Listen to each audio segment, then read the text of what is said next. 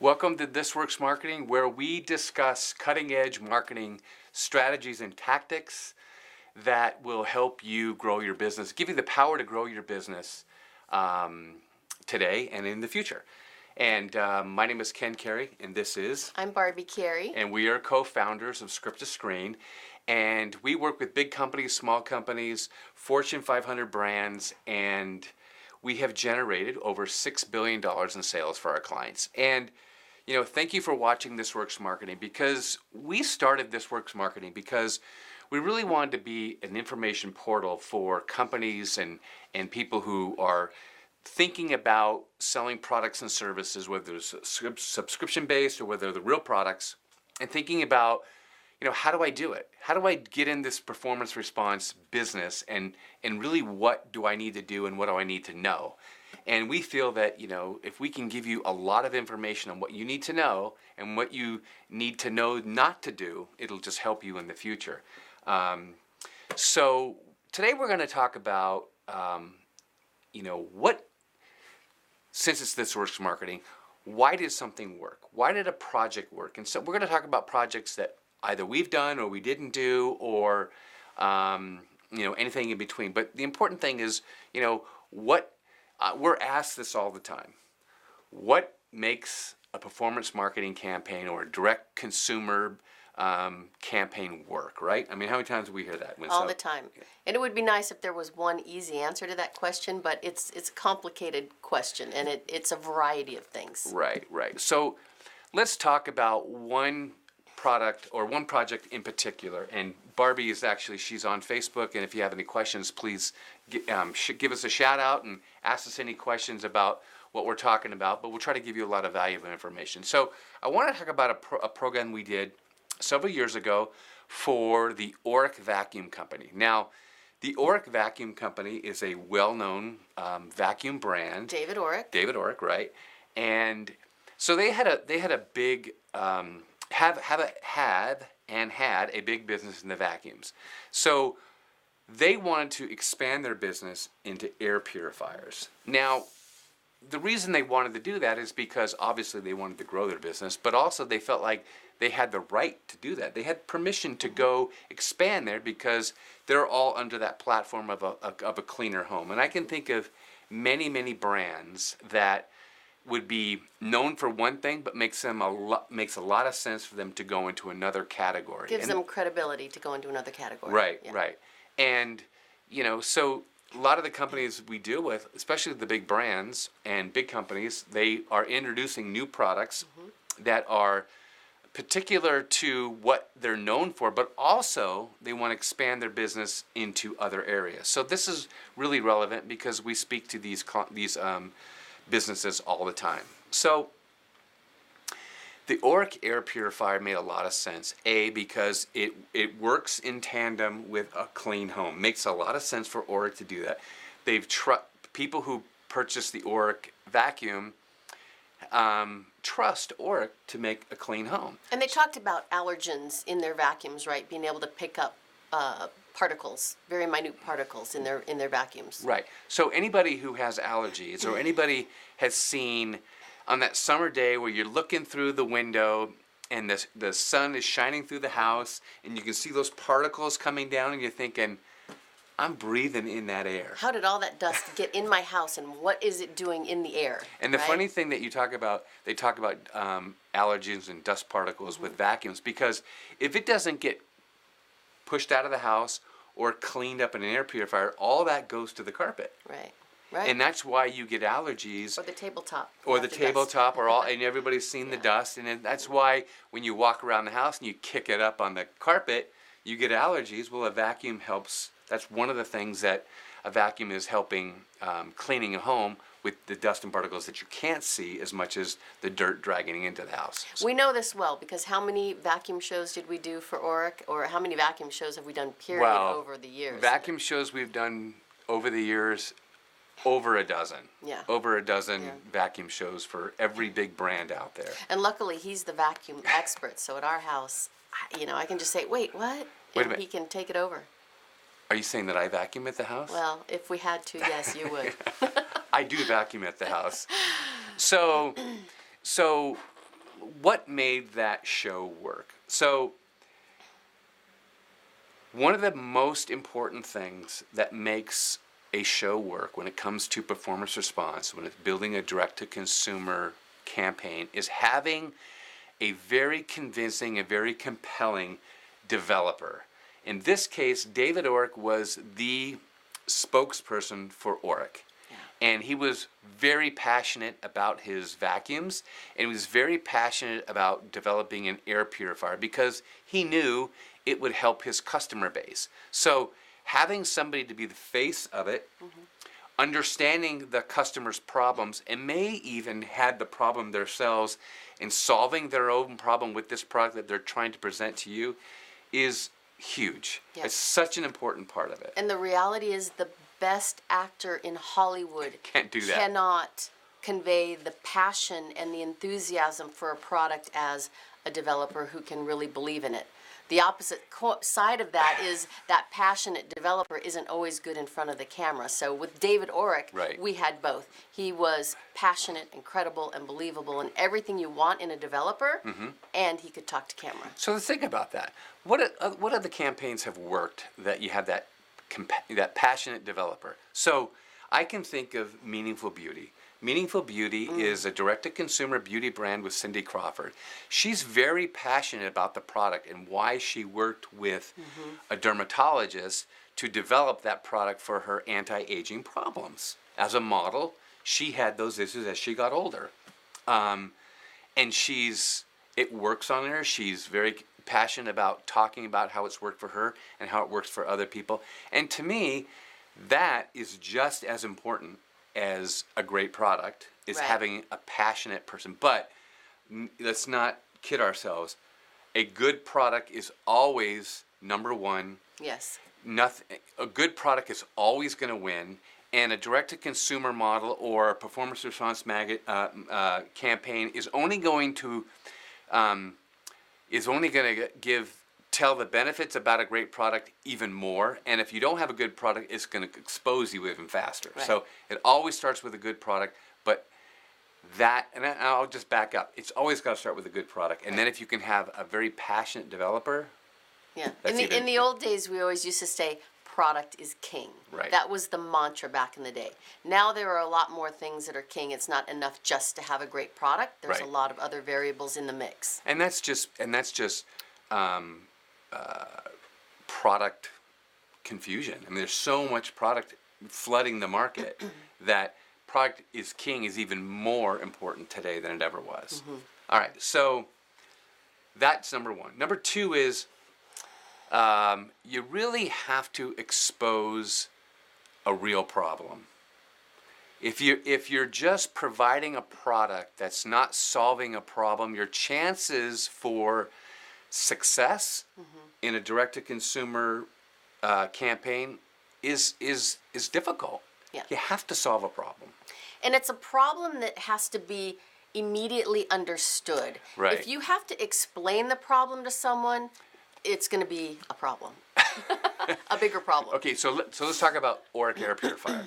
I talked about the particles in the air is a real problem. People can see it, and that just me saying that, you already know that that's a problem because everybody's seen dust on their furniture. They have allergies and they sneeze in their home and they cough, and they've seen those dust particles in the summertime. So you already know it's there.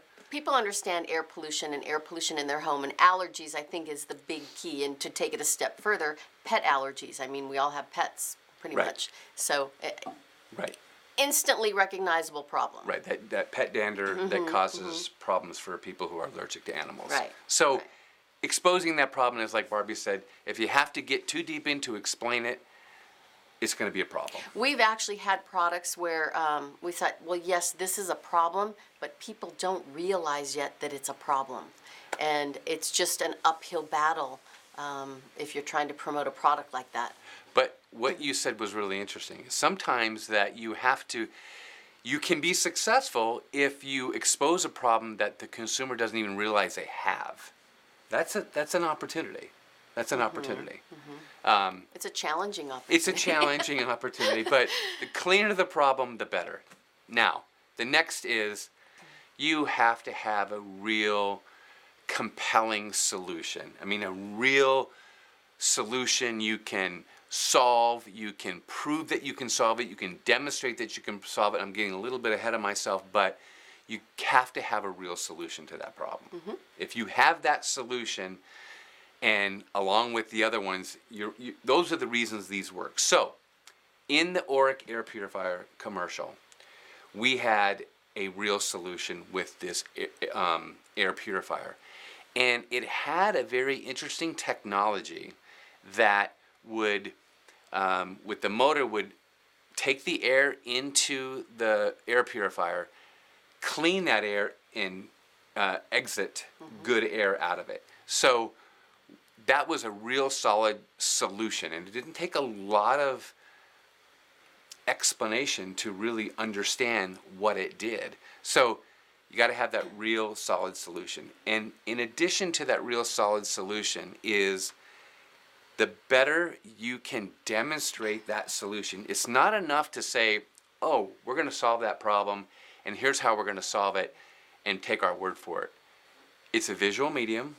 You have to prove it with a very compelling demonstration. So do whatever you have to do to come up with a very compelling demonstration. And that was one of the reasons that made this program work, because it had a very compelling demonstration. And it might seem simple in concept, but the reality is there's a lot of ways to solve a problem, but they may not always be able to be executed in a way that they could be seen on video.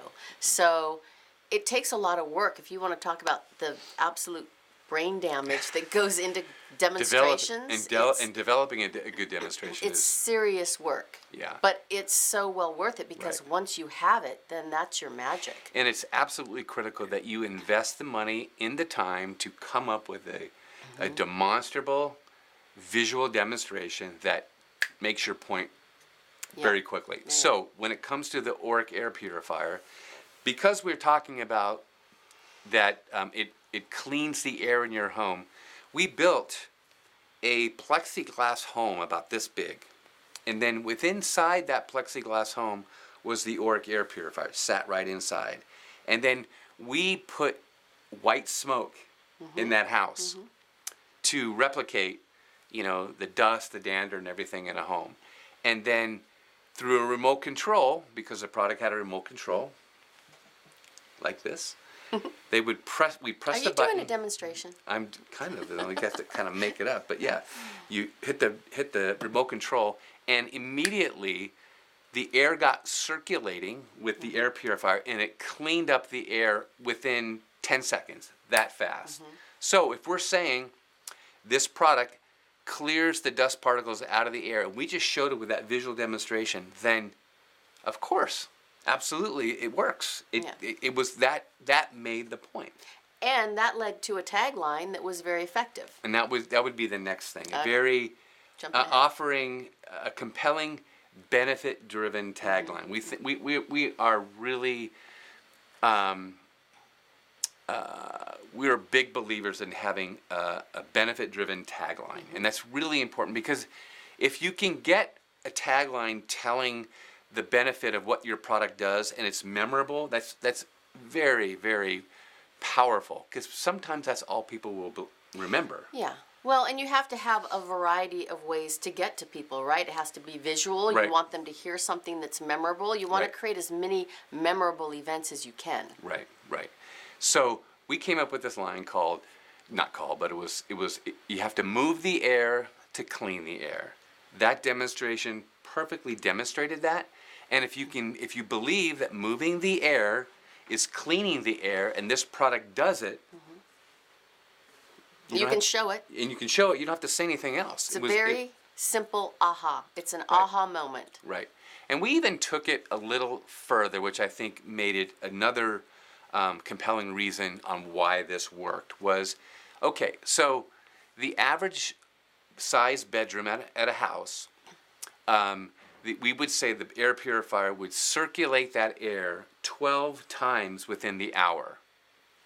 That sounds pretty good. That's interesting. Well, if you can't see that happen, how do you even know? It's just, It doesn't mean a lot. it doesn't mean a lot. So we built a life-size standard room out of plexiglass, put the air purifier in it in a corner, pumped it in with white smoke, and then we did a time lapse for 60 minutes and showed how fast it would clean the air, and then we would just multiply it within that 60 minutes that gave us our claim.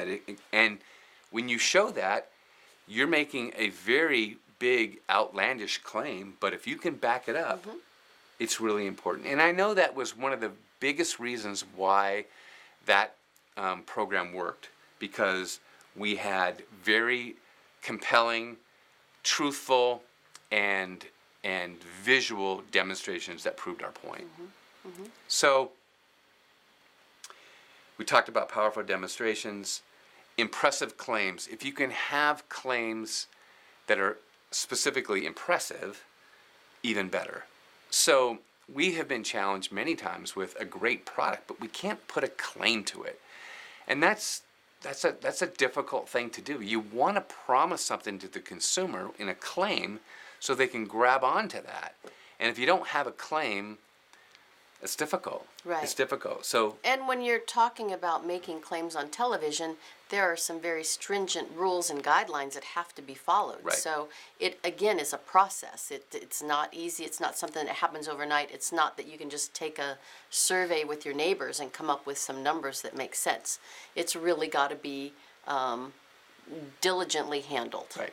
So it's interesting, and I've heard lots of comments about, okay, so you can tell us all the things that you have to have that work, but what are things that people, what hasn't worked and why? I mean, sometimes people learn better by knowing what not to do, and boy, that's one of the things that we've been able to, communicate throughout the years is don't do these things. Either we've done them or we've seen them done with other programs, and those are things you need to stay away from. And you just got to know what you need to do, and you got to know what not to do. So Right. what would be something that would make something that would definitely facilitate a program not to work?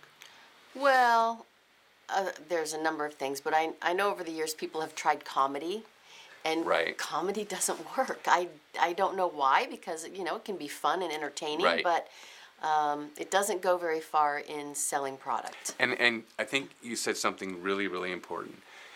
In a performance marketing campaign or anything that you're doing, you are selling. Now you're entertaining to keep somebody's attention, and those are through demonstrations and things like that. But you're selling. So many times, and I've seen this, it's so unfortunate that somebody presents this big idea. It's this big creative idea, and you can fall in love with a big creative idea. How many times have you seen a Super Bowl commercial that's got this big, beautiful creative idea that's really clever, and you can't even remember what the product is? Right. Well, that happens in direct response too. People get, companies get, lured into this great big idea, and when you're paying thousands of dollars for every minute, for every second to sell something, you shouldn't be doing anything else that could possibly be detracting from selling your message. Right. Well, Selling your product. something that we are challenged with regularly and over the course of our 30 years in business, we'll have clients come to us and they'll say, I want to do a 30-minute commercial, and I don't want it to look like a 30-minute commercial. I'm like, wait, what does that mean exactly? Because Right. what we need to do is demonstrate your product. We need to have people giving testimony to your product. We need to do certain things in order to convey the messages we need to convey in order to get people to take action and buy your product. No, I don't want it to look like an infomercial. I just don't. Well, But they want the same results. yes, they want the results Right. that an infomercial can deliver. They don't want it to look like that. But I think anyone who's looked at our shows over the years knows that we're very branded in our style, and we don't do the typical yell and sell of the old days. And the products that we work with just don't lend themselves to yell and sell. Right. So, and we get that. We understand that you don't want to, that someone says, I don't want to make it look like an infomercial. I don't want to sell too hard. Well, we understand that. A lot of big brands have long heritages and things like that. We understand that. And that's where you really have to determine that who you're working with you can really trust that's not going to do that. And doesn't mean you cannot sell. Right. You just can't yell and sell. And that just doesn't work. And when you start losing focus to selling and getting, at the end of the day, you're trying to make a transaction. Once you start losing that, the ability to do that, you're not. It's not going to work, and you're not going to be happy, and you're not going to want to try the format again, and that's too bad because you need to. Right. Well, along those lines, and I'm not sure we're really answering the question Right. what doesn't work and why didn't it, but things that we study over the years, and this is something that's been driving me crazy for the better part of the last year. If I see one more My Pillow commercial, I just want to shoot myself. I cannot believe that they can still be selling those pillows. There's been so much media put behind those infomercials and commercials. That guy, he's a household name, a face. But he is a very compelling, passionate He developer. is. He is. Which is why, big reason why it works. Right. However, some of the things that we talk about, well, just for instance, with all due respect to My Pillow, because I know it works for a lot of people, it's not a product that worked well for me. I've tried it, doesn't work for me. So for me, it's just not a product that I want. But listen, most of this country apparently wants a My Pillow, and it's great. But we're aware of at least 2 other pillow shows that have been tried and produced and aired. Better products. And one I know for sure was a superior product, but it may have had a bigger price point. It did have a bigger price point. Higher price It was point. a little unconventional. It was Right. a little different for people to wrap their heads around. It had more research behind it. It had some real proof behind it.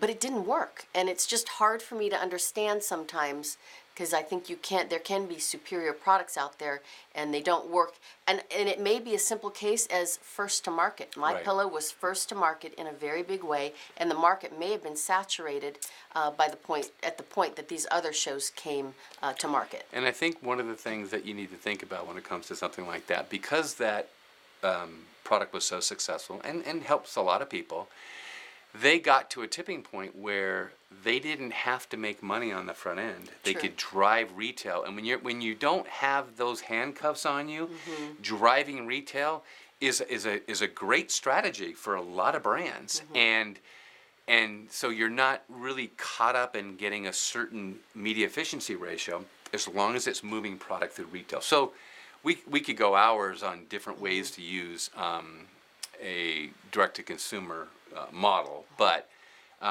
my point to that is because you don't have to make that money like somebody else does on the front end, you can just bomb the market. You Which can they're be doing. everywhere. They've been doing now for the last And several they've been months. very successful doing it. Yes, they have. Right. So what's the takeaway?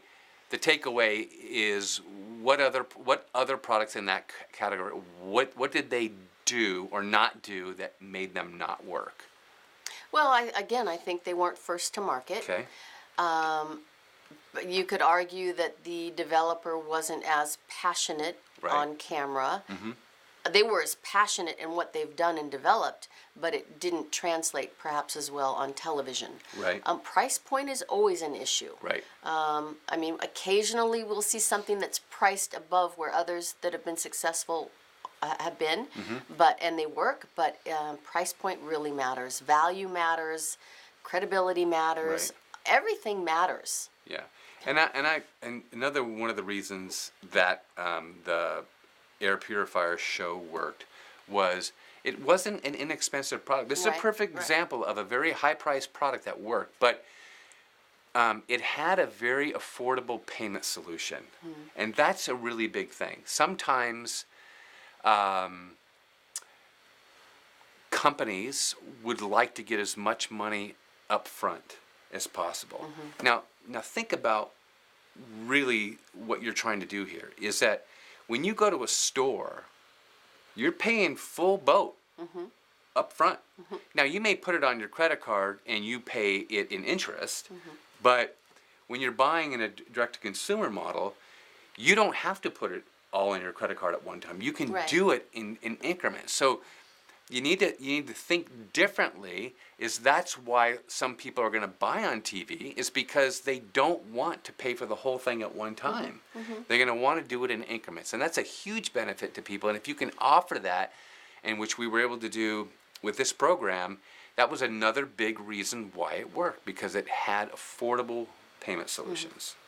So that's, you know, we're going to talk on This Works Marketing a lot about shows and what worked and why they worked, and then, you know, what didn't work and why it didn't work. Those are important things to do, and we'll be talking that throughout the series. But we decided it would be an interesting topic to talk about what specifically worked in a show that did tens of millions of dollars in business, and they're very specific tactical things that are true, tried, and they work. I think the Auric air purifier was first to market in the category at the time, wasn't it? I No, mean, were there others? No, Sharper Image had an air purifier at On the TV? time. Yeah, on TV.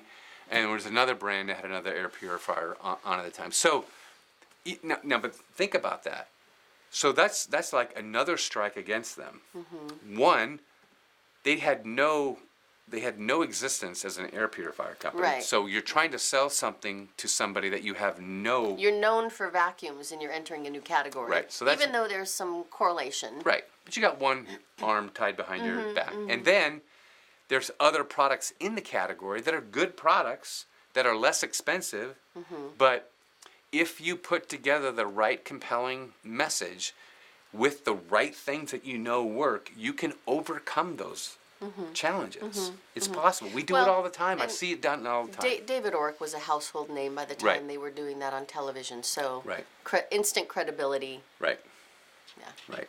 All right. So I hope this was beneficial and this is good content for you and good valuable information that you can start thinking about and try to put that into what you're thinking about in terms of a product that you might want to launch or business you might want to launch or somebody in your organization that might need this information. It'd be helpful for them. So anyways, we'll be back next week. We try to make this a once a week thing. And you'll see excerpts of our show throughout all of our social media channels. And our man Jeremy back there handles that. He's doing a great job. And so if you have any questions or anything like that, you can go to scriptscreen.com. But in general, we just want to be good information providers for you in this business. So that's it for today. Thank you very much, and we'll talk to you soon.